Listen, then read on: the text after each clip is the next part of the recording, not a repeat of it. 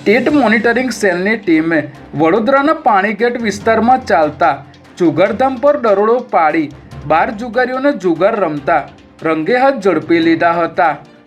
પાણીગેટ વિસ્તારમાં આવેલ રાજા રાણી તળાવની પાછળ ખુલ્લા મેદાનમાં મુખ્ય સૂત્રધાર હુસેન ખાન પઠાણ તથા તેનો ભાગીદાર અફજલ ખાન પઠાણ લોકોને ભેગા કરીને જુગાર રમાડી રહ્યા હતા ત્યારે પોલીસે અહીં રેડ કરતા જુગારીઓમાં નાસભાગ મચી ગઈ હતી।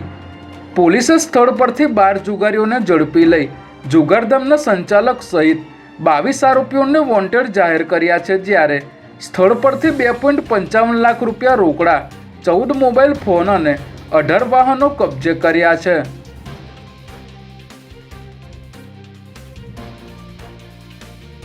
અમદાવાદ પીસીબીની ટીમે ચાંદખેડા વિસ્તારમાં એક બુટલેગરના મકાનમાં દરોડો પાડી દારૂનો જથ્થો ઝડપી લીધો છે।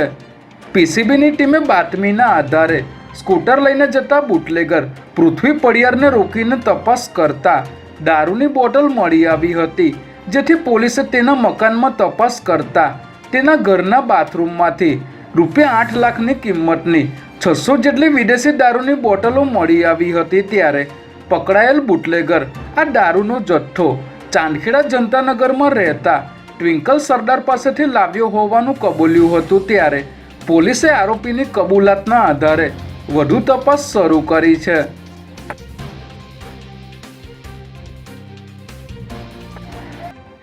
દિવાળીના તહેવારને હવે ગણતરીના દિવસો બાકી રહ્યા છે, ત્યારે ફાયર સેફટીના અભિપ્રાય બાબતે સર્જાયેલી અસમંજસ બાદ સરકારે હવે નવો પરિપત્ર કરી ફાયર વિભાગને અભિપ્રાય આપવા આદેશ કર્યો છે।